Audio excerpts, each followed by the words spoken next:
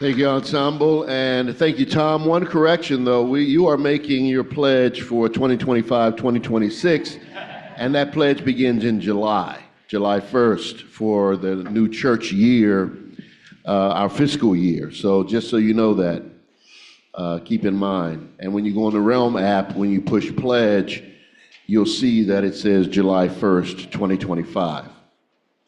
As you can see, I wore my purple to honor that we are starting an important drive this month, Stewardship Month. Purple, the symbol of royalty. And I also, it is a clergy collar, but I didn't wear the clergy part of it.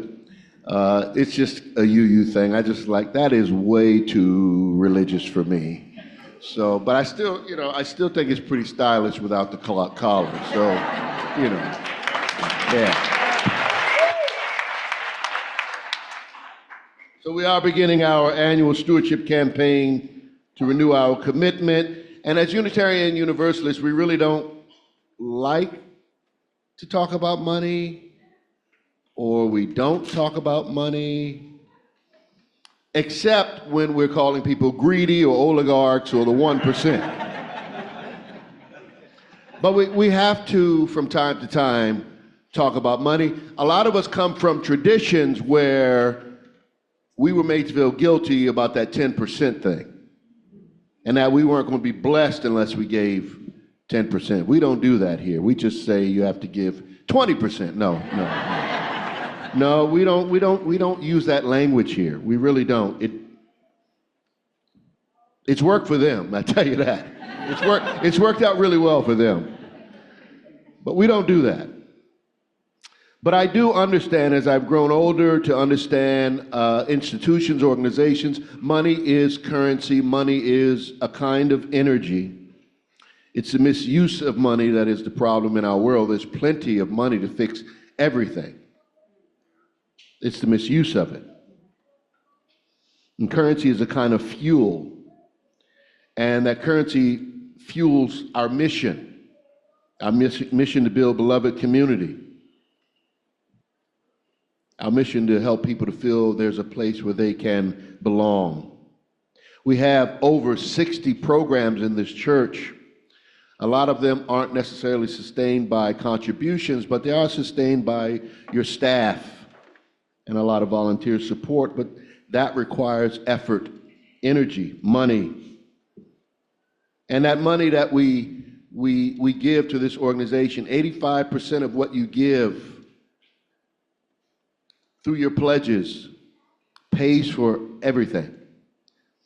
We don't have the luxury of having big financial programs, fundraisers. We just aren't set up in that kind of way. Unitarian Universalism is not set that way. The way we organize and our governance, we are very dependent on our members, and that's good. We give money, a lot of our money, nearly 5% of our budget goes outside of our building, like the Share the Plate or endowment grants, and so much more. We give right back to the community. We believe in investing as a way of life.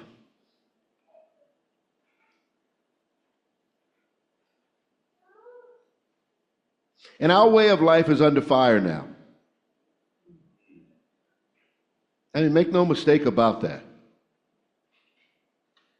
So we have to reinvest in our vision of justice, in our vision that we have for our children's future. That's why so many are coming here now. That's why they're like, is there somewhere I can go where I can bring my children, where there are people who actually value the things that I value? Yes, there are not many. But we're here, modeling a vision of the world that we believe in, that we believe is possible. So Stewardship Sunday, I thought, it'd be a little more packed in here. We brought the red chairs out, and I said, well, we've been advertising that we're talking about money, so you guys do read ahead.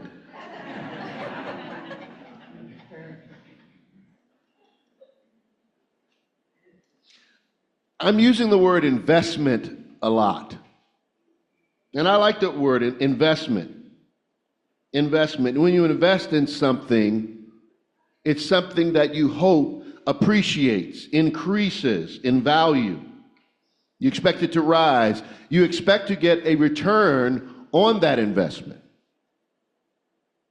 And that is the question. Are you getting a return on your investment here at UUCA? I hope the answer to that is yes. Do you feel good about your investment? Can you invest more? Do you feel good about what you are giving, what you are receiving? This is a reciprocal relationship. What you give is indeed what you receive. As I see it, it is a spiritual law. Now, as I've said to you many times, this faith saved my life. It has been good to me for coming up on, 25 years. Helped me through many difficult times, helping me now. Helped me raise 5 children. 5 children, when I talk to them and listen to them talk about their worldview, just makes me smile. I know this religion had an impact on that. I appreciate that. Now, technically, I'm not a member of this church. Right before I got here, you changed the bylaws. Fred's a member. Reverend Fred's a member. Somehow, he snuck under the bylaw. But I'm not a member. So I don't have to pledge, but I do. Because I believe in what this congregation stands for. You actually pay me to be here. You pay to be here. You pay me to be here. And Joni and I are going to pledge for the new church year $7,000. We have an ambitious goal of raising $850,000. We've never raised that much as a church. Last year, we pledged $106,000, which we had never done before. And so far, my last count was we were at $763,000. So we're doing things we've never done before. And it's not because of inflation. So I believe $87,000 more dollars is possible. It's a big ask, especially in times like this. But we have big goals, and I feel a sense of urgency to welcome more people, to make sure they have space in our sanctuary to protect what we have. All of that needs fuel. The revolution is happening right now. We need more resources. We have to protect our liberal and progressive values. We have to be a check and balance to the greed and dishonesty and injustice happening today, which requires our time, our talent, our treasure. But in a practical sense, every year we have to take care of the building and the grounds, the lights, the utilities. And I really appreciate the work Larry Werner has done over the past year. Look at him sitting in the back. He's sitting in the back working when he's even not working. Larry's a dedicated volunteer, but we have to hire a custodian. That costs money. And a good thing has happened. We have grown nearly by 100 people in a year, and we've been growing, of course, you know Laura.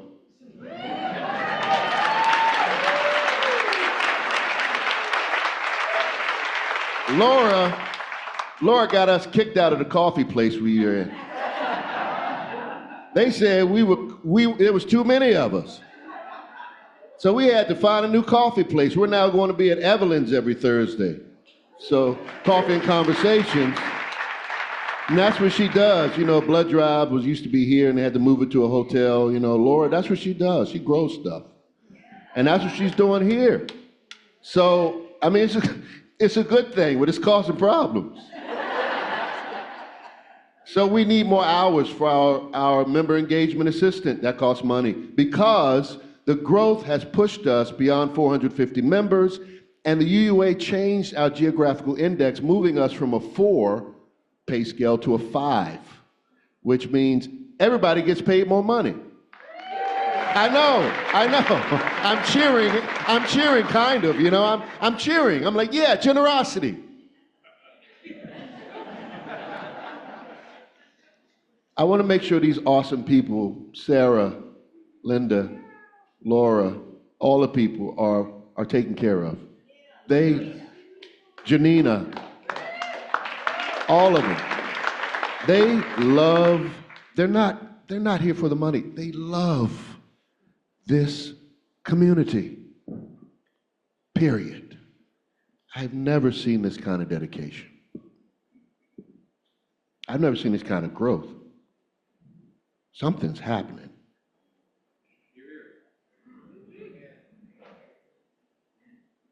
Our theme for stewardship is Forward Together, and our theme this month for March is Trust. And let's be honest, trust is not always easy. Trust in something is hard right now.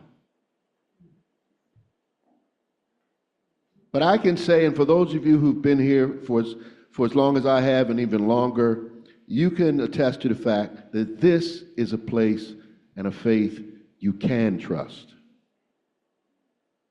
You'll get upset from time to time, but this is a place and a faith you can trust. And one of the few spaces in the world that you will ever be able to say that.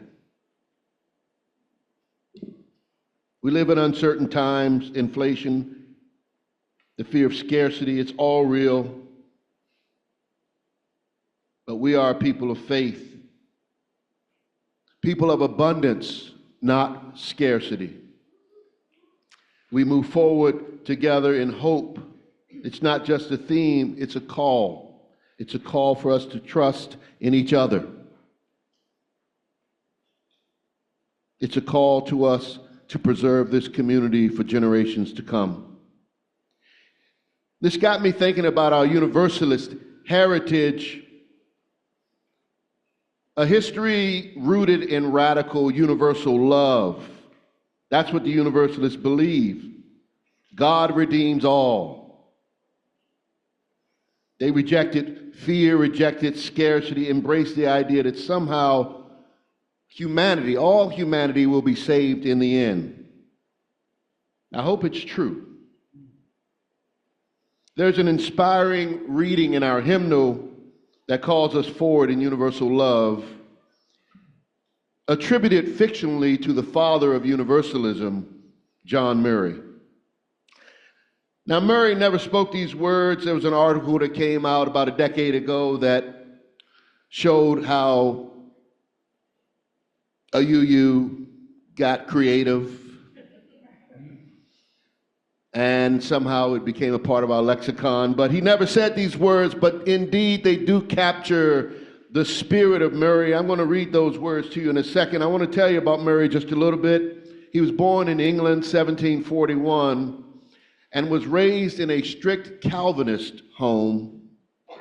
He lost his wife and child tragically. So he set sail for America in 1770, hoping, I guess, to leave his past behind, not knowing what the future held. But as fate would have it, his ship ran aground in New Jersey, of all places, where it meets a guy named Thomas Potter, a Universalist and a farmer who had built the little chapel, waiting, the story says, probably made up, but that's fine, waiting for a preacher who would one day share the message of universal love.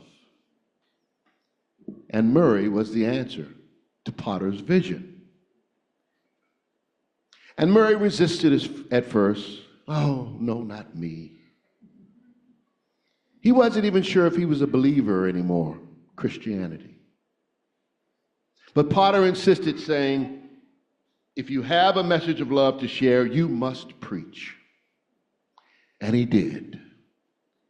And the rest is history. And his life reminds us that even with this loss, even with this uncertainty, his love called him forward.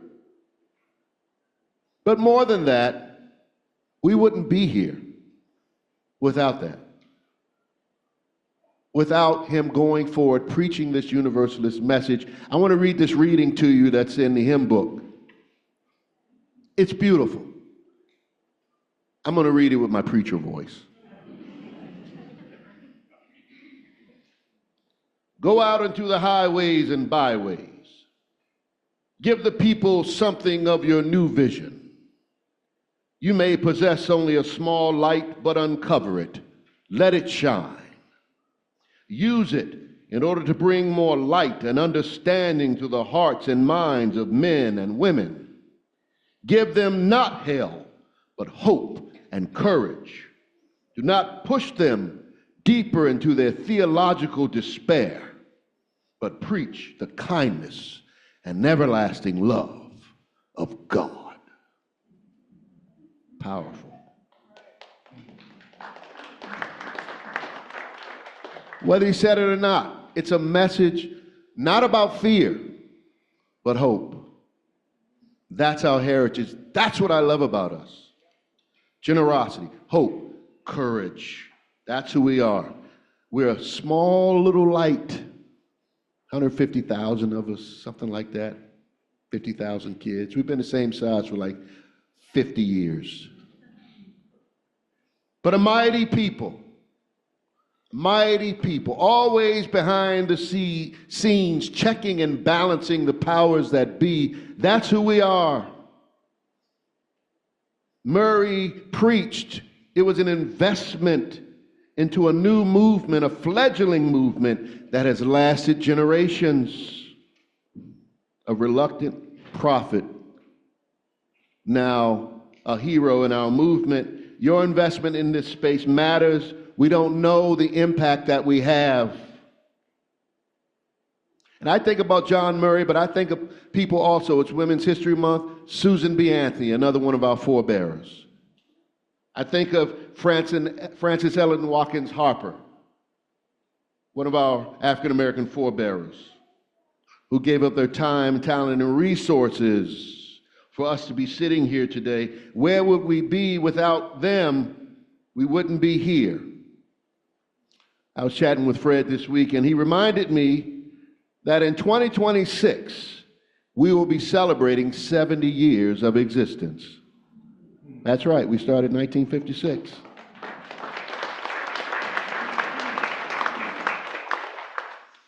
Where 10 members mortgaged their homes for $10,000 each. That's $100K if you can do the math. $100K in 1956, about $800 to $1 million today. Imagine that. Imagine that. Sacrifice for us to be here today. Amazing sacrifice.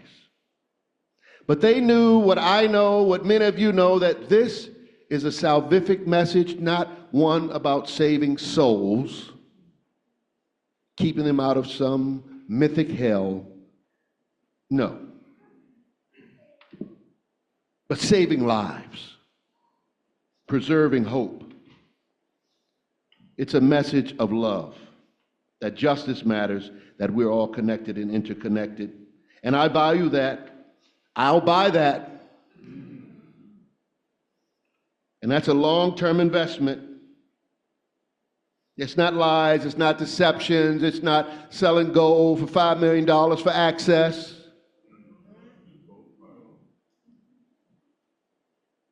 It's democracy. It's by the people, for the people. That's something that I believe in. That's something I will keep investing in. Go out into the highways and byways. Give the people something of your new vision. You may possess a small light, but uncover it. Let it shine. Use it in order to bring more light and understanding to the hearts and minds of people. Give them not hell, but hope and courage. Do not push them deeper into their theological despair, but preach the kindness and everlasting love of all sentient beings. Glory be, hallelujah, and amen.